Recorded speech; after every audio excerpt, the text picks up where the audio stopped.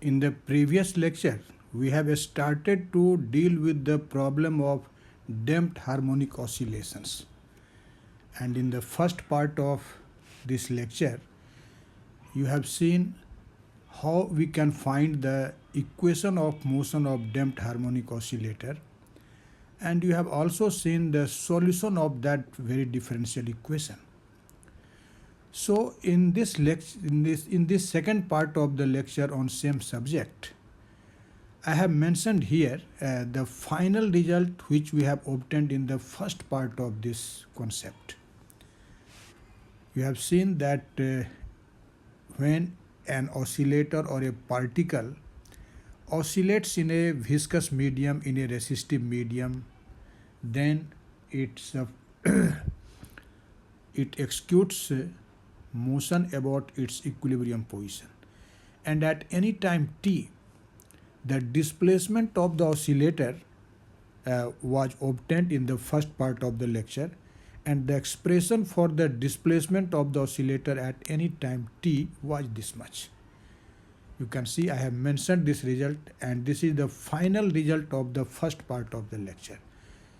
So whenever question will be asked, then the answer will be the not only first part of the lecture and not only the second part, but both of these lectures will complete your answer. Okay. You have seen that displacement of the oscillator at any time t is given by this expression, which reads as x naught times e to the power minus bt times e to the power pt plus e to the power minus pt over 2 plus b over p times e to the power pt minus e to the power minus pt divided by 2. Okay.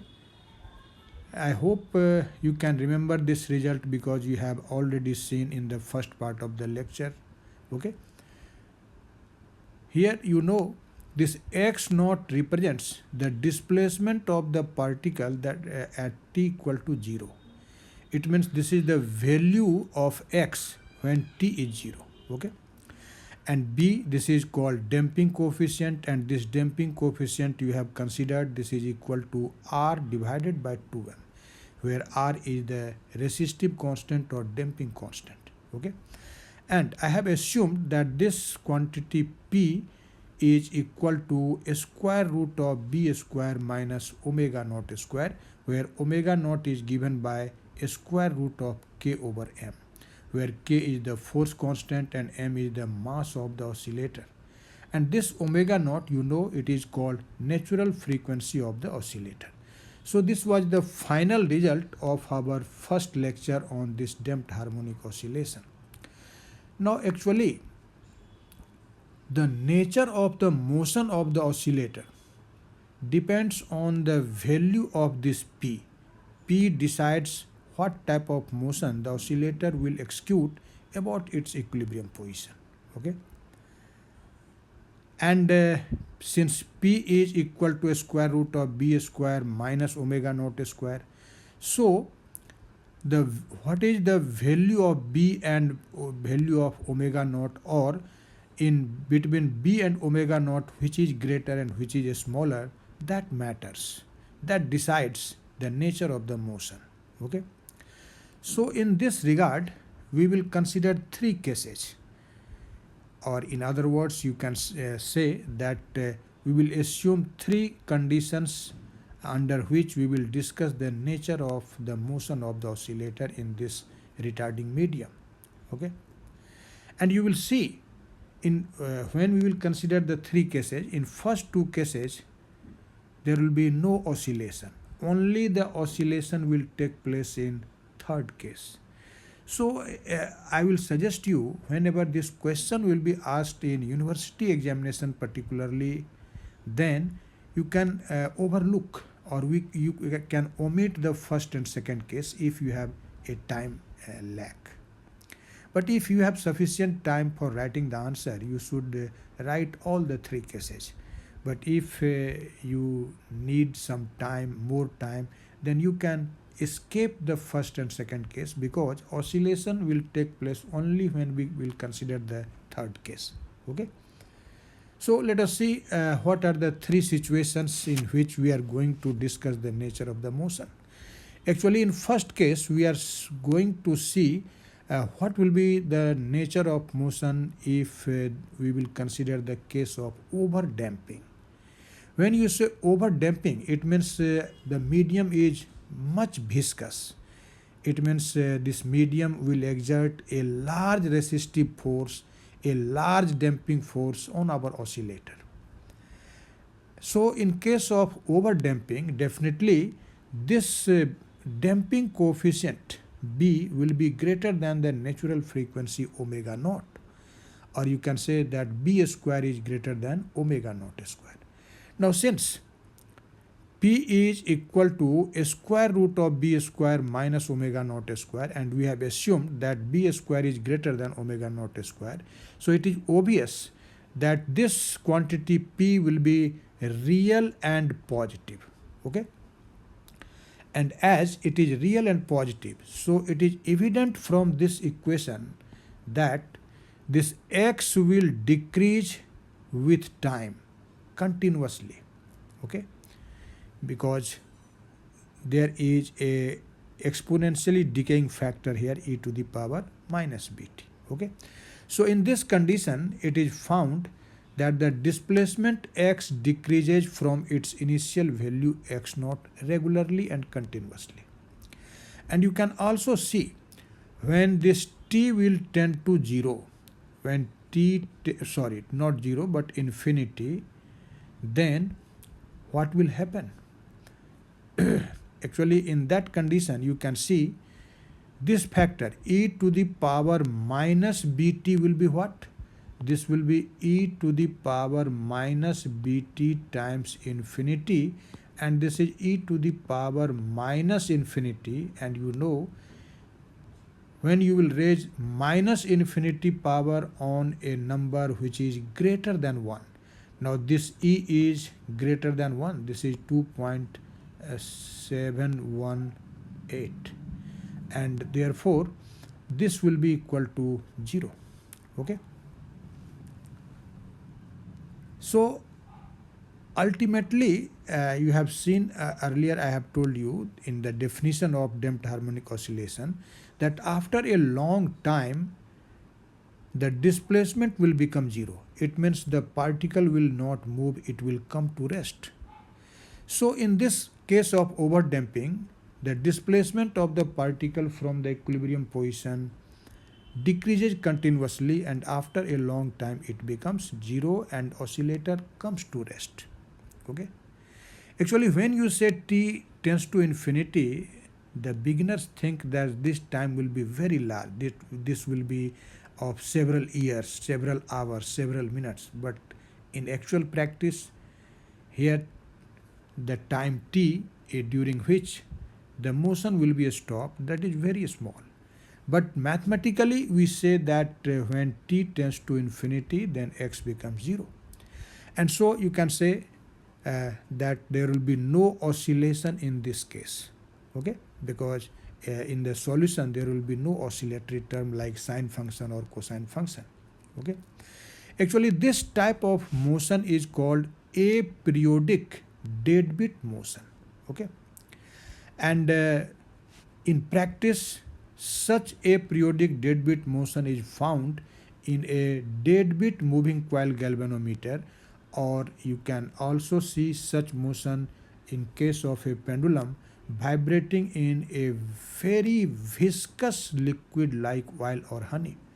Actually, in this case, it is seen that the particle passes its equilibrium position at most once before returning asymptotically to rest.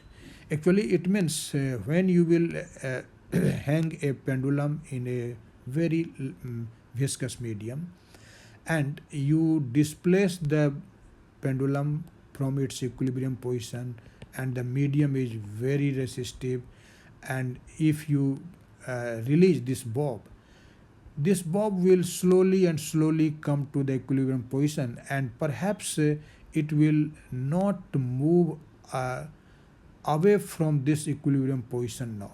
And so you can say that in this case no oscillation takes place. Okay. So you can see that in the case of overdamping, the displacement x of our oscillator decreases regularly, continuously with time. Okay. And finally it becomes zero. Okay.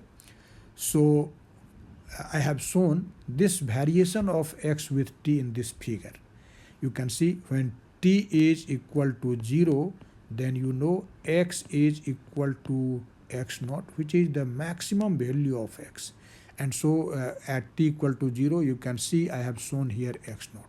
And as the time passes, increases, this x decreases. And finally, I have shown that this curve becomes parallel to this t-axis, which implies that when t will tend to infinity, then x will become 0. So don't touch this curve to this time axis at a finite point. Okay. So this is all about the overdamping case. Now we consider a situation which is called critical damping. You know what does this word critical means? Critical means a situation when the condition of the system becomes just inverted. Let us think there is a patient in ICU in hospital, and the attendant asks the doctor, what is the condition of my patient? The doctor says that his condition is critical. What does it mean? It means an alive person may be dead. So this is the situation when there is something increase in damping, then the case will become of overdamping. But if there is a slight decrement in damping, then the case will become which we will see in the third case, that is case of oscillation. So this is called critical damping. In case of critical damping, if you consider that b square is not greater than omega naught square, and also it is not less than omega naught square, but b square is equal to omega naught square. When you will take b square exactly equal to omega naught square, you will see we will have an absurd result. We will not get a finite solution of the differential equation. But why? How you can say? Let us see. If we strictly consider that b square is equal to omega naught square, then what will be this p? P is since square root of b square minus omega naught square, and we have assumed that b square is equal to omega naught square, so p will be equal to 0. And if p is equal to 0, what will be the value of x? You can see this equation now. Particularly when we will take p equal to 0, then see particularly this second factor. You can see in the second factor there will be b divided by infinity. Okay. And e to the power pt, but p is equal to infinity, so this will be e to the power infinity minus e to the power minus infinity and divided by 2. Okay. And what will be this? Since e to the power minus infinity is 0, but e to the power plus infinity, this is infinity. And when you will multiply multiply the infinity by b, your result will be infinity. So this will be p is not infinity but 0.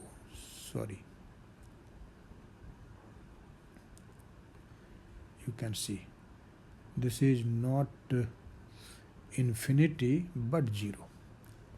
Okay. And here p is 0, so you have to take here 0, not infinity.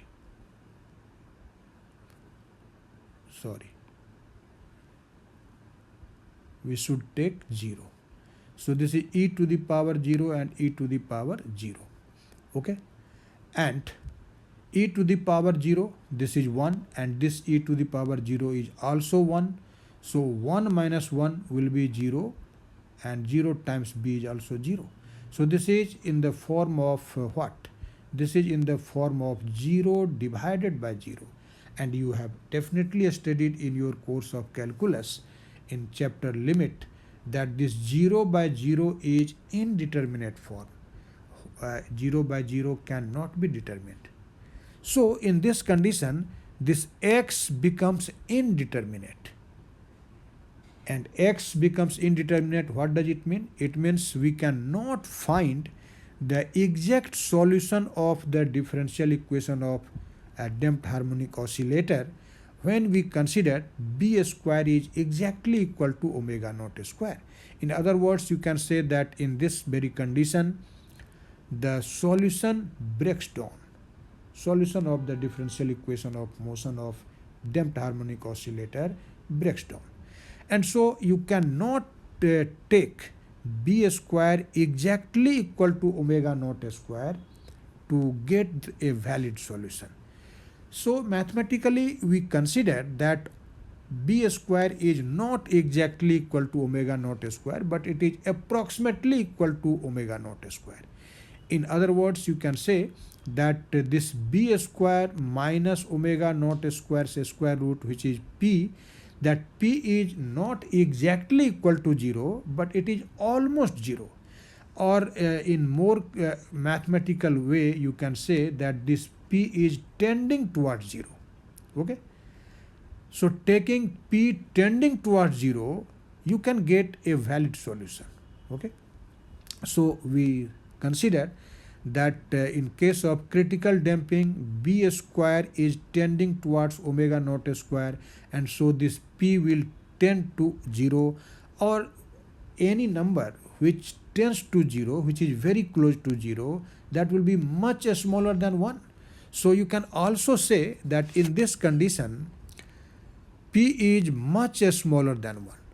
So in case of critical damping, to get a finite solution of the differential equation of damped harmonic oscillator, we consider that this p is tending toward 0 or p is much smaller than 1. And you know, if p is much smaller than 1, then what will be e to the power pt? This will be almost equal to 1 plus pt. Why? Because you know that this e to the power x, or you can say plus minus x, this is 1 plus minus x plus x square over 2 factorial minus plus minus x cube 3 factorial and plus minus so on. Okay. But if you consider that this x is much smaller than 1, then what will happen? When x is much smaller than 1, you know all the terms containing higher powers of x will be negligible. Okay. And so in this limiting condition, when x is much smaller than 1, you can write that this e to the power plus minus x is almost equal to 1 plus minus x. This is actually called first approximation. So here we can use the concept of first approximation, and you can write that e to the power pt is almost equal to 1 plus pt, and e to the power minus pt, this is almost equal to 1 minus pt. So in this critical damping case, what will be the form of the resulting solution of our equation of motion? So you can see this equation of this solution at the place of this e to the power pt. Now we will write 1 plus pt, and at the place of e to the power minus pt, we will now write 1 minus pt. And similarly in the second term too, we will use those results. So after using these results in this equation A, what will be this result? You can see. So I have written x of t is now equal to x naught times e to the power minus bt times 1 plus pt plus 1 minus pt divided by 2 and plus b over p times 1 plus pt and minus, so this 1 will become minus and minus pt will become plus. So you can see here pt will cancel out, and in the second term this 1 will cancel out. Okay.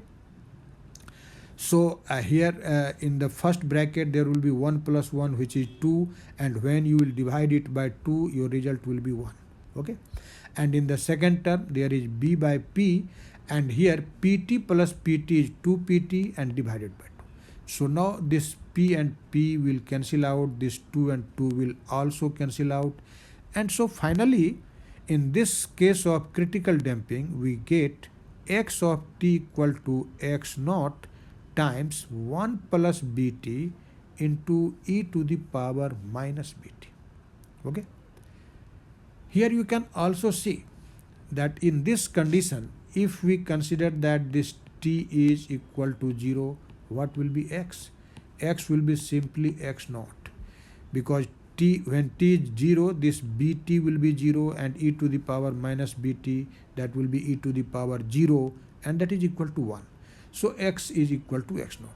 And when again this t tends to infinity, then x will tend to 0, because e to the power minus bt in this limiting condition when t tends to 0 will be e to the power minus infinity, and that is equal to 0.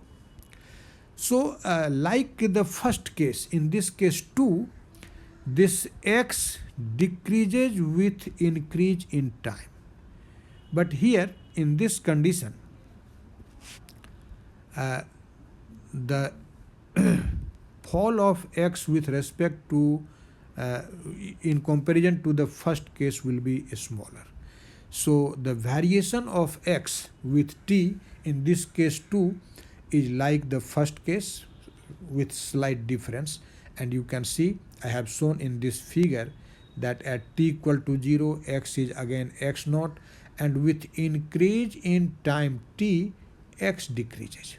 Okay.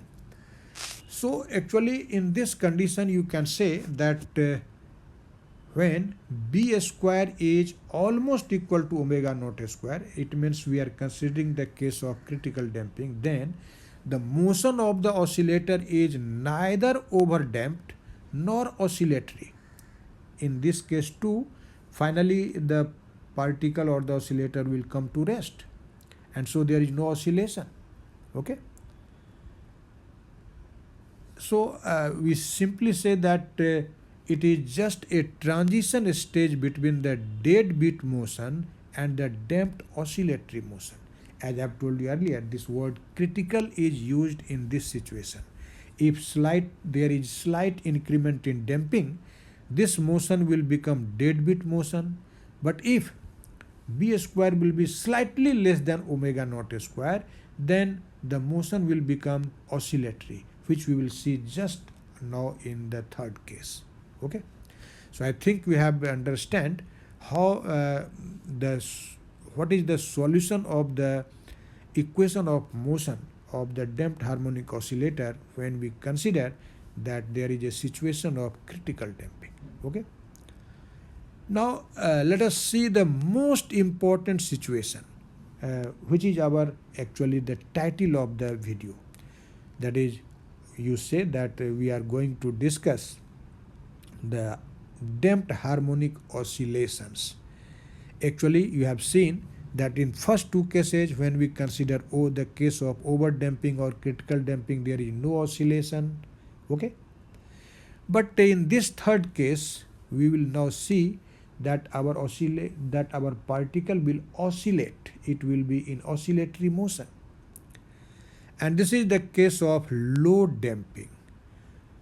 When you say case of low damping, that means now we will consider that this b square is less than omega naught square. So let us see what will happen when we consider that b square is less than omega naught square. You know, this quantity P, which is equal to a square root of B square minus omega naught square, and we have assumed that B square is smaller to omega naught square. So this B square minus omega naught square will be a negative quantity. So let us take minus 1 as a common factor inside this square root. So your result will be a square root of minus 1 times omega naught square minus B square. Okay, but you know minus 1 is equal to I square. So instead of this negative 1, I have written I square. And we consider that this omega naught square minus B square is equal to omega square. Why I have assumed omega square? Because you know, since here omega naught square is greater than B square, so omega naught square minus B square will be a positive quantity, and if you have to assume a positive quantity, you must write in the form of a square, because a square is always positive. So I have assumed this omega naught square minus B square in this form. This I have assumed it as omega square. Okay, and so you can say that P is equal to I omega. Okay, P is equal to I omega in this case, where I stands for iota. You know, this is for imaginary. Now, what will be our solution in this condition? Now you can see. So, for getting the solution in this condition, in general result, we will replace the factor P by I omega. So let us see here. This is your final equation, or the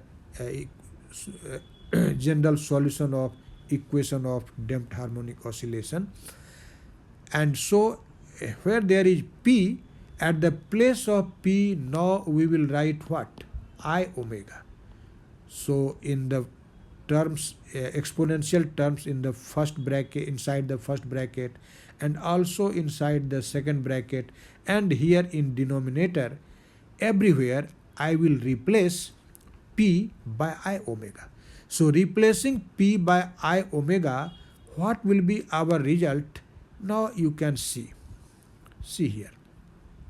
Now this x of t will be equal to x naught times e to the power minus bt times e to the power I omega t plus e to the power minus I omega t over 2.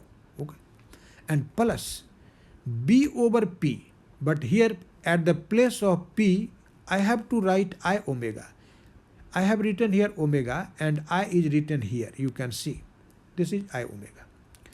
And inside the bracket there was e to the power pt minus e to the power minus pt. So p is replaced by I omega. So this will be e to the power I omega t minus e to the power minus I omega t, and divided by 2i. I here comes from here, because p is equal to, you know, I omega. In original equation there was p, and p has been replaced by I omega. Okay, but you know from trigonometry, from Euler's formula, that e to the power I omega t plus e to the power minus I omega t divided by 2, this is what? This is equal to cos omega t. You know it. And e to the power I omega t minus e to the power minus I omega t over 2i, this is equal to sin omega t. So this bracketed term has been replaced by cos omega t and sin omega t. So finally we get x of t equal to x naught e to the power minus bt times cos omega t plus b over omega sin omega t. Okay. Now we will simplify this equation 2 in a standard form, and for this, remember, let us introduce a new variable phi. We consider for this b by omega is equal to cot phi. We assume it, okay, for getting the result in a suitable form. When b by omega is cot phi, and we have also to find the value of sin omega and tan omega, you can see, tan phi and sin phi. Since I have assumed that b by omega is cot phi, so make a triangle here. As you can see, since cot phi is b by omega, so this base will be b and this perpendicular will be omega. Now base and perpendicular are b and omega respectively, so this hypotenuse will be what? This will be b square plus omega square's square root. But as you know that we have assumed that this omega naught square minus b square, this is equal to omega square. We have assumed it. And so from here you can see this omega naught square is equal to omega square plus b square. So instead of this b square plus omega square, you can write omega naught square. And so this will be equal to omega naught. Okay. So from the geometry of this figure, you can easily say that tan phi will be omega by b. But omega, you know, this is a square root of omega naught square minus b square. So this is a root over omega naught square b square over b. Okay. And what will be sin phi? Sin phi, this is omega divided by omega naught. Again, omega has been replaced by a square root of omega naught square minus b square's square root. Okay. Now let us make these substitutions in our equation 2. Okay. So instead of this b by omega, we will now write cot phi. You can see I have written here cot phi. So x of t is now given by x naught times e to the power minus bt times cos omega t plus cot phi times sin omega t. But you know, cot phi, this is equal to cos phi over sin phi. So in the above equation, this cot phi have been replaced by cos phi over sin phi, and the other terms are at each. Okay. Now let us take the LCM and simplify it. You can see this result will be x naught e to the power minus bt over sin phi. This sin phi is here, and cos omega t times sin phi plus sin omega t times cos phi. Okay. Now see the expression inside this square bracket. Can you think what is this? This is nothing. This is simply sin omega t plus phi. You have definitely studied this formula in your course on trigonometry. Okay. So this result for x of t can be written as x of t equal to omega naught x naught e to the power minus bt over omega times sin omega t plus phi. Okay. But what is this omega? You know, omega is equal to root over omega naught square minus b square. Actually here the value of sin phi, which I have mentioned here, omega divided by this much, or root over omega naught square minus b square by omega naught, that has been put, and therefore I have obtained the value of sin phi earlier. Okay. So sin phi has been replaced by this, and after putting the value of sin phi, you get x of t equal to omega naught x naught over omega root over omega naught square minus b square times e to the power minus bt times sin omega t plus phi. Now instead of this factor omega naught x naught divided by omega naught square b square, I have written here a naught. So our result is x of t equal to a naught times e to the power minus bt times sin omega t plus phi. Okay. Here a naught, as I have told you, that this has been written at the place of omega naught x naught divided by root over omega naught square minus b square.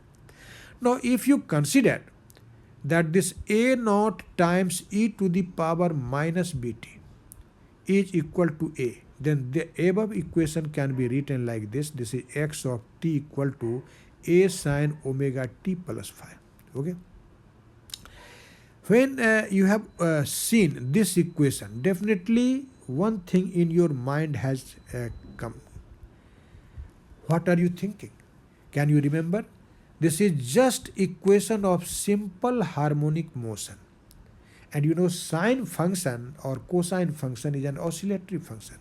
So according to this result, x of t equal to a sine omega t plus phi, this x will oscillate in accordance with and the variation is just the variation of sine function.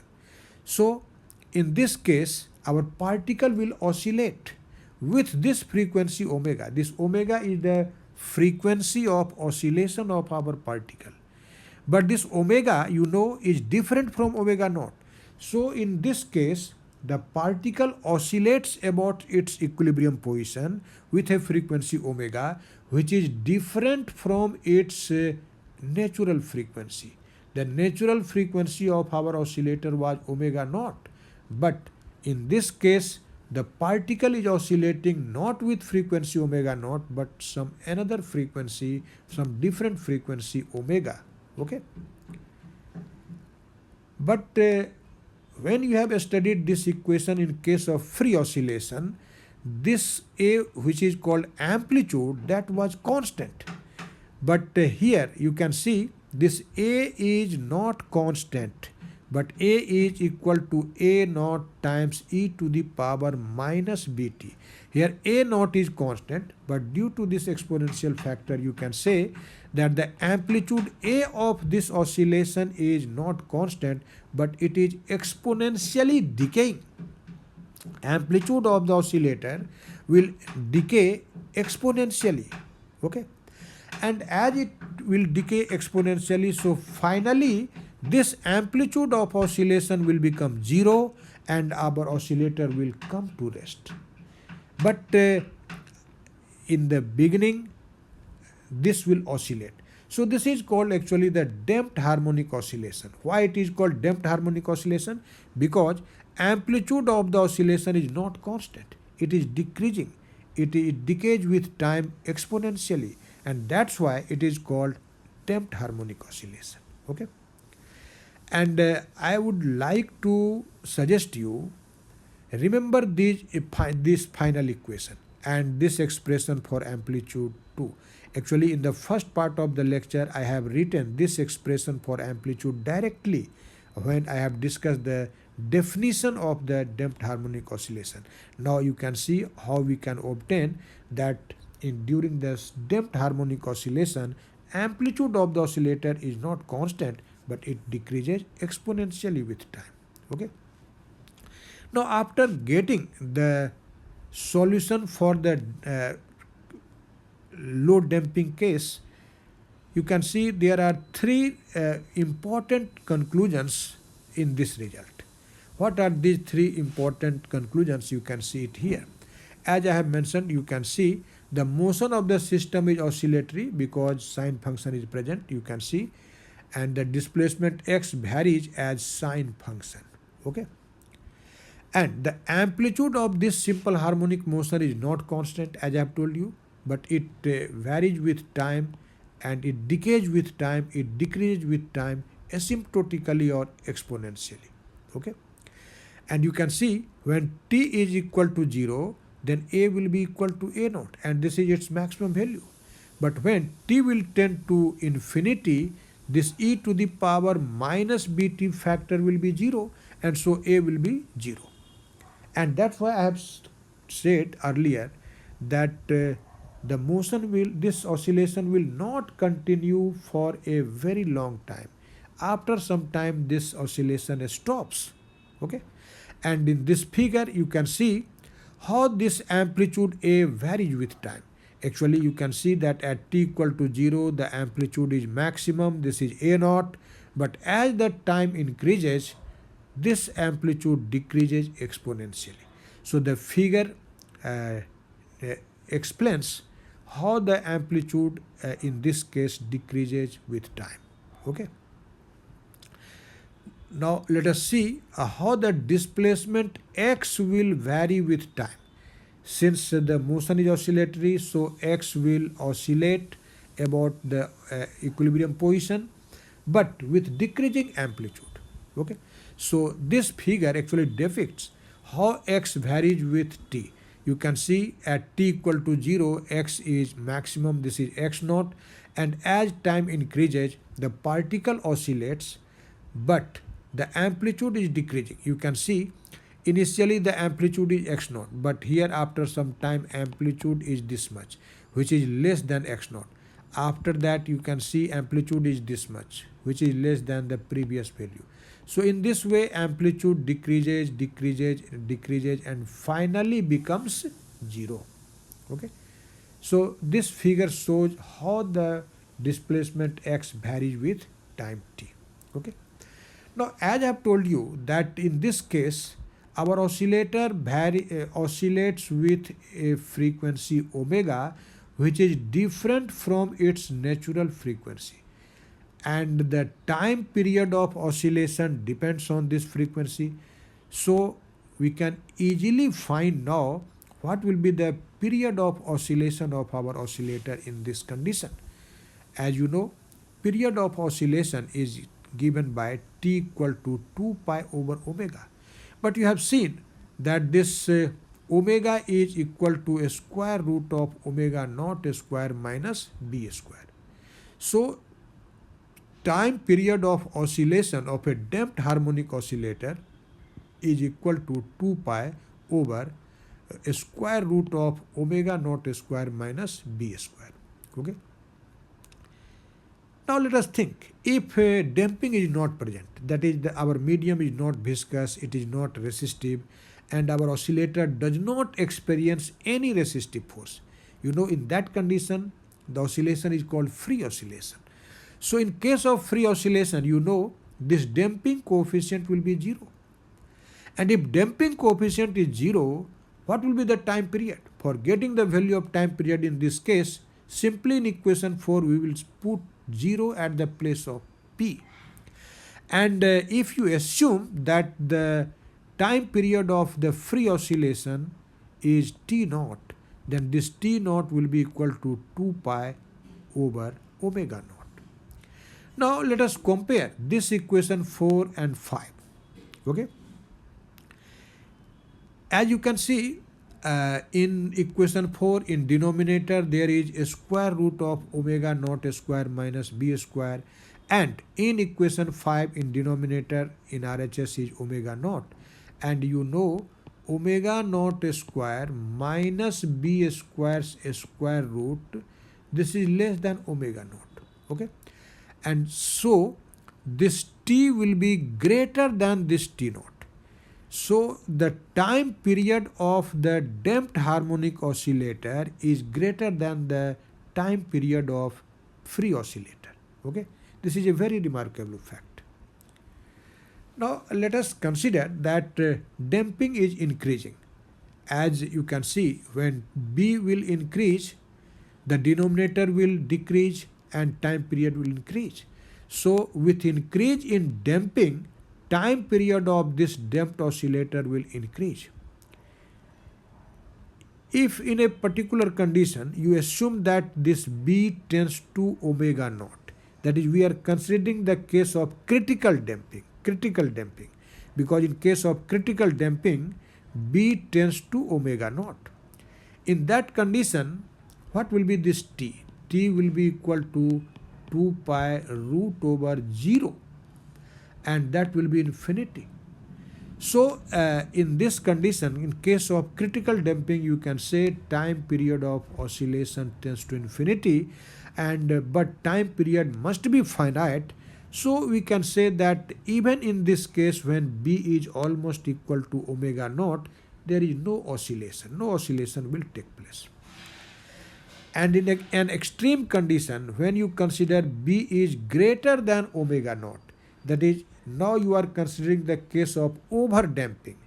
This is the case of critical damping. Okay, and in critical damping you have seen earlier too that there is no oscillation, and this result for time period also implies that in case of critical damping there will be no oscillation. And when you say that B is now greater than omega naught, it means you are thinking about the case of over damping. In that condition, what will happen? Since this B square is greater than omega naught square, so the quantity under this square root will be negative, and the square root of negative quantity will be what? That will be imaginary. So in this condition, time period will be equal to 2 pi root over a square root of some negative, and that will be imaginary. You can see it here. But time period is a real physical quantity. It can't be imaginary. So this is an absurd result. So you can't think about time period or oscillation in this case too. So you can now say on the basis of this value of time period that in case of over damping there will be no oscillation, because when oscillation will take place, time period should have a finite value. But here time period becomes imaginary, we cannot measure it, so we can easily say that in case of over damping there is no oscillation. So finally you have seen in the three cases, only in case of low damping oscillation takes place, but in case of over damping and critical damping there is no oscillation. Okay. So comprising the first part of the lecture and the second part of lecture, now the complete concept of our damped harmonic oscillation is clear to you. And in examination generally question is asked like this. So I think you have clearly understand the calculations. This was a very interesting, very simple idea, and you have definitely enjoyed the lecture. Now in the forthcoming lecture on this same subject, we will see some of the important facts like Q factor, energy dissipation or power dissipation, okay, and logarithmic decrement, and so many things. We will discuss in the forthcoming lecture on damped harmonic oscillation. Okay, thank you very much.